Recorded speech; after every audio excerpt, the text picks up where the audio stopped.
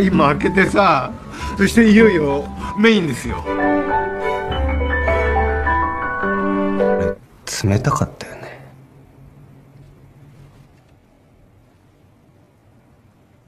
なきゃって必死だった。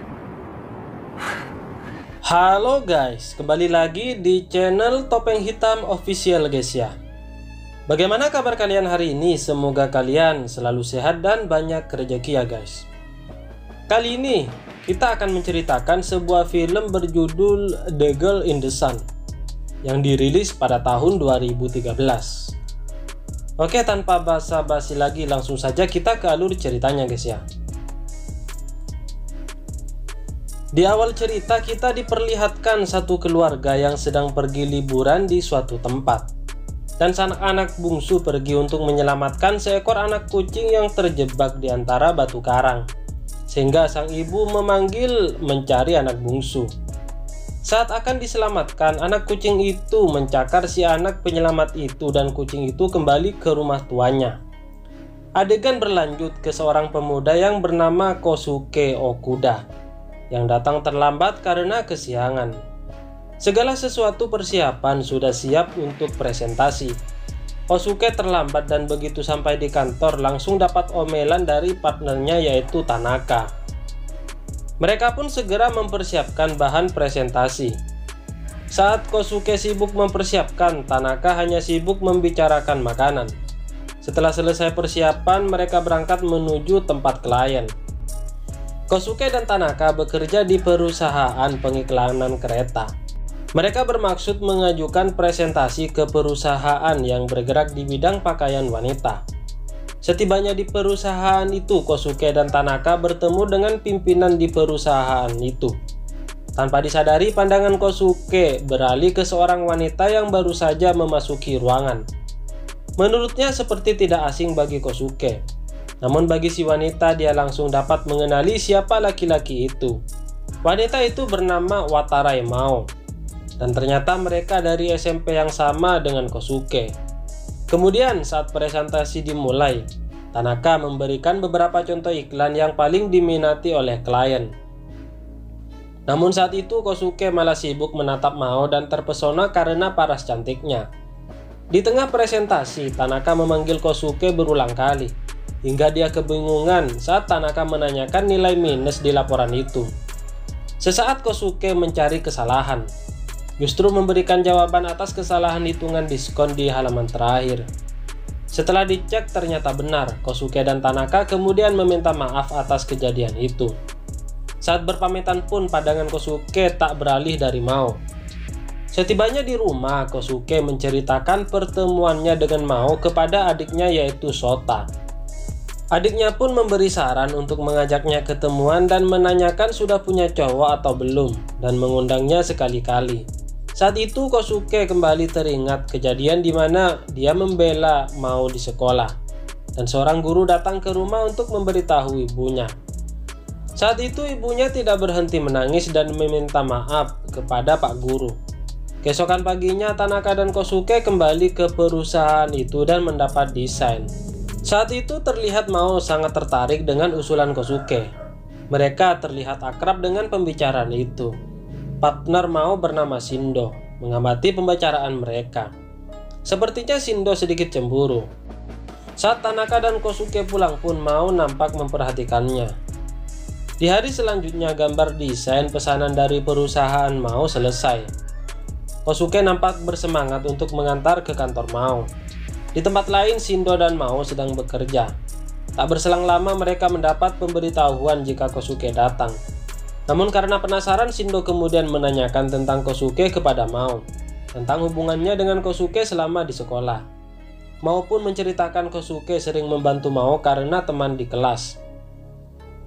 Tapi Shindo merasa belum puas dengan jawaban Mao dan ingin mengenali lebih dalam. Tanpa disadari, Kosuke memasuki ruangan dan mengagetkan mereka berdua.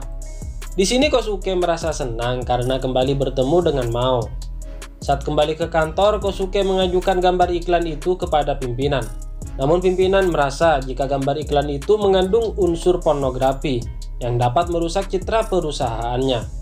Pimpinan pun menolak gambar tersebut dan meminta Kosuke menyerah. Setelah pulang kerja, Kosuke terus berpikir cara agar gambar iklan itu dapat diterima. Secara tidak sengaja, Kosuke melihat gambar iklan di perusahaan lain yang lebih vulgar. Dari situ, Kosuke mendapat ide untuk memfoto semua iklan vulgar yang ditampilkan di ruang publik, bahkan di stasiun-stasiun kereta lain. Kosuke melakukannya hingga larut malam. Pagi harinya saat Kosuke mencari iklan lain, dia tampak ketiduran di bangku dan dibangunkan oleh Mao. Kemudian mereka berdua mengobrol dan Kosuke mengatakan jika gambar produk iklannya belum dapat diiklankan karena mengandung unsur pornografi. Kemudian Kosuke menunjukkan beberapa foto di kameranya. Mao ingin membantu Kosuke mencari bukti lainnya dan pergi bersama Kosuke mencari iklan lain di seputaran distrik kota. Dalam pencarian itu terlihat mereka berdua nampak saling mengagumi satu sama yang lain. Setelah bukti foto iklan dirasa cukup, Kosuke mencetaknya dan menunjukkannya kepada pimpinan, yang kemudian gambar iklan Mao disetujui untuk ditinjau ulang. Kosuke segera mendatangi Mao dan memberitahukan kabar baik itu kepada Mao. Mao pun merasa lega dan berterima kasih kepada Kosuke. Namun saat Kosuke akan pulang, tiba-tiba Mao mendekati Kosuke dan menciumnya. Setelah proyek itu selesai, mereka lebih sering bertemu dan menghabiskan waktu bersama. Saat itu Kosuke mengajak Mao bermain basket. Setelah puas bermain, mereka istirahat dan mereka saling bercerita tentang masa lalu.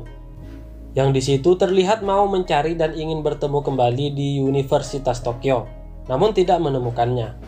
Mao pun mencoba mencari keberadaan Kosuke. Mao merasa senang dekat Kosuke. Tampaknya mereka saling jatuh cinta.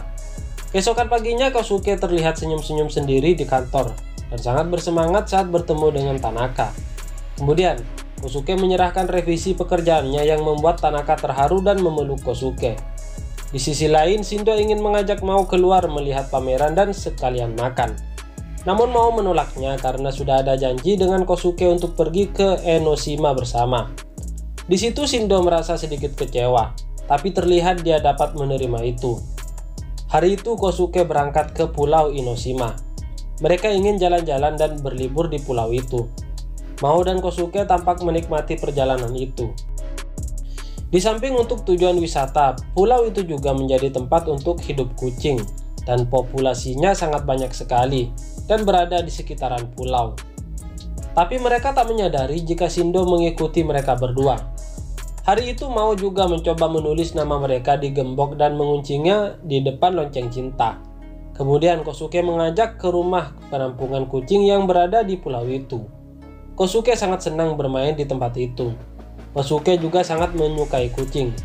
Namun saat itu Mao melihat seorang ibu yang menjadi penjaga rumah itu. Mao meminta Kosuke pergi untuk membelikan minuman. Terlihat Mao membicarakan sesuatu dengan ibu penjaga, yang kemudian mengajak Kosuke pergi ke rumah Mao untuk bertemu keluarganya. Setibanya di sana, Mao mengatakan kepada ayah dan ibunya akan segera menikah. Hal itu membuat kaget ayah dan ibunya. Begitu juga dengan Kosuke. Namun saat itu ayahnya ingin berbicara empat mata dengan Kosuke dan menanyakan seberapa dekat dengan Mao.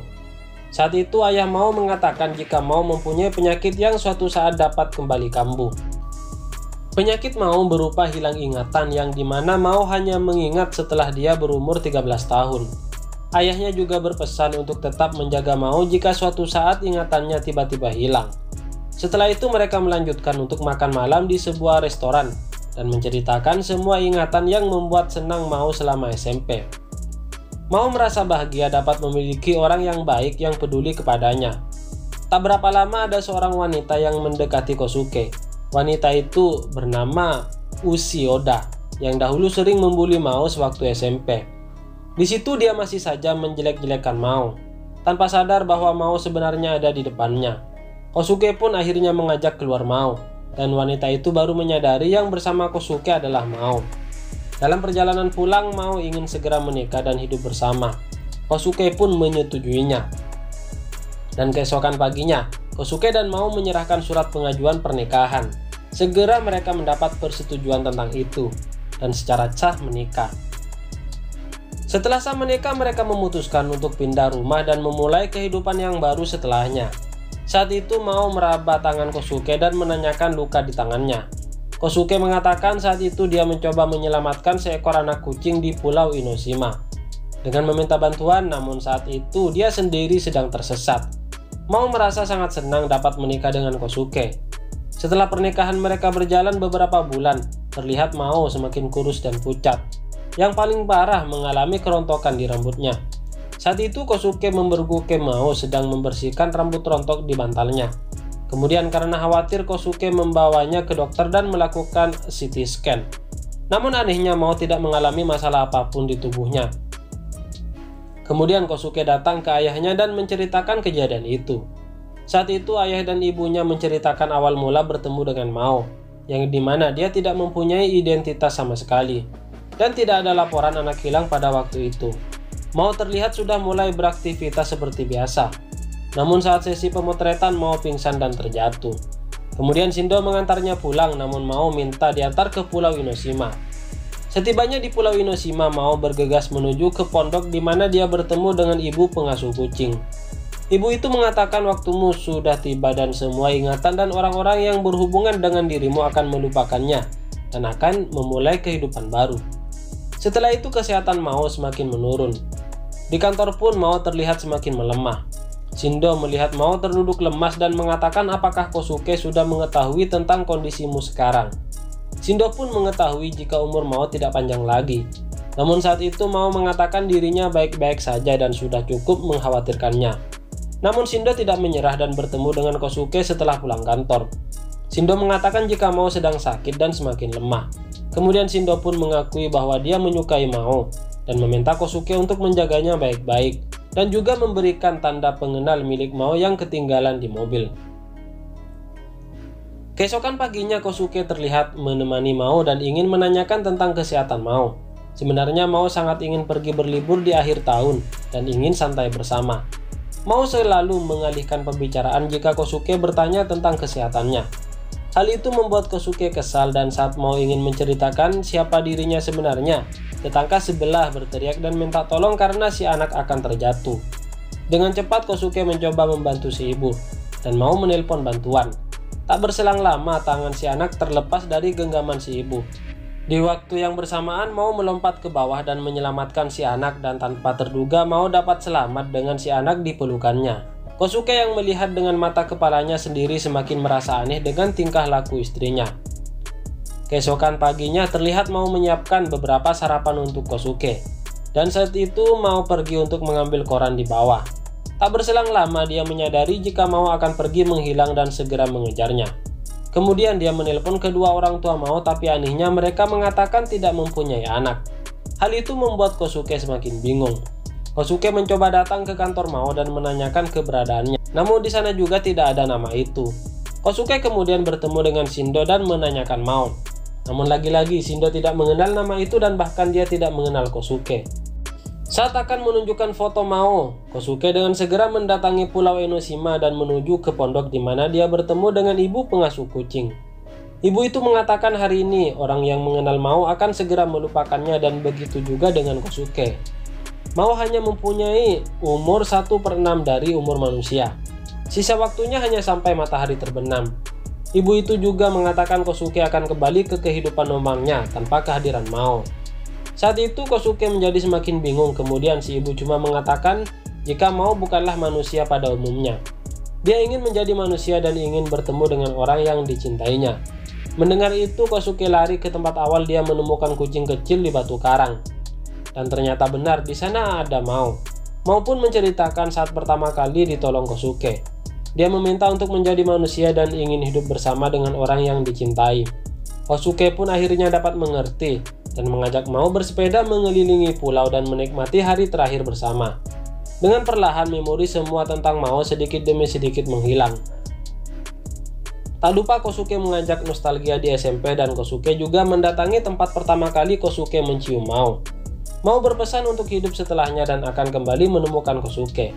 Ia akan memulai siklus kehidupannya yang baru. Kemudian Kosuke memeluk Mao dan menciumnya. Seketika itu memori tentang Mao pun menghilang. Kosuke pun hidup normal dan bekerja seperti biasa, dan ikut pesta seperti teman-teman yang lain. Namun saat mendengar lagu favorit Mao, Kosuke kembali menangis. Dan tak berselang lama, saat Kosuke sedang berangkat kerja, dia dihampiri seekor kucing abu-abu. Dan terlihat kucing itu menyukainya, tapi kemudian kucing itu berlari ke pemiliknya yang ternyata pemiliknya adalah Mao. Dan siklus itu pun kembali terjadi. Jadi bagaimana guys menurut kalian tentang film ini? Jangan lupa untuk komen di bawah ya guys. Film ini pun tamat guys ya. Bagi kalian yang baru menemukan channel ini, mohon dukungannya dengan cara klik like, share, dan juga subscribe di bawah ini. Serta aktifkan juga tombol loncengnya supaya kalian tahu jika ada konten terbaru dari channel ini guys ya. Oke, terima kasih guys. Bye-bye.